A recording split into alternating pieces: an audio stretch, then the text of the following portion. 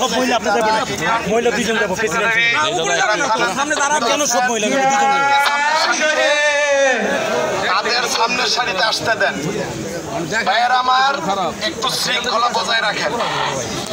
আমি কিন্তু সব দেখতেছি, আপনারা জুনিয়র হয়ে আছে আগে মিছিলের আগে চলে যান, আপনাদের কিন্তু সমস্যা হবে ভবিষ্যতে পদবি পেতে।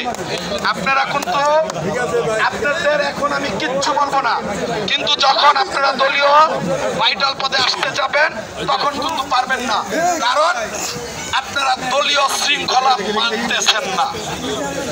আপনারা দলীয় শৃঙ্খলা মানেন, শান্ত শিষ্টভাবে আপনারা প্রোগ্রামটা সুন্দরভাবে করতে দেন। আমাদেরকে এত বলা লাগবে কেন? আপনারা কি জানেন না আপনাদের ইউনিয়নের প্রেসিডেন্ট সেক্রেটারিকে? আপনারা কি জানেন না আপনাদের থানার অঙ্গ সংগঠনের প্রেসিডেন্ট সেক্রেটারিকে? তাদেরকে সুযোগ করে দেন, তাদেরকে সুযোগ করে দেন। এবং এরপরও থানার বিভিন্ন গণ্যমান্য নেতৃবৃন্দ আছে, তাদেরকে সুযোগ করে দেন, সামনের সারিতে সুযোগ করে দেন। এরপরে আমরা প্রোগ্রাম শুরু করব। অনেক লোক বাকি আছে, তাদেরকে আসতে দেন।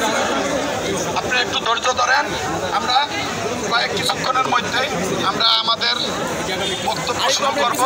আপনারা একটু ধৈর্য ধরেন। সাংবাদিক ভাইদের একটু জায়গা করে দেন প্লিজ, সাংবাদিক ভাইদের একটু জায়গা করে দেন, তারা যেন সুন্দরভাবে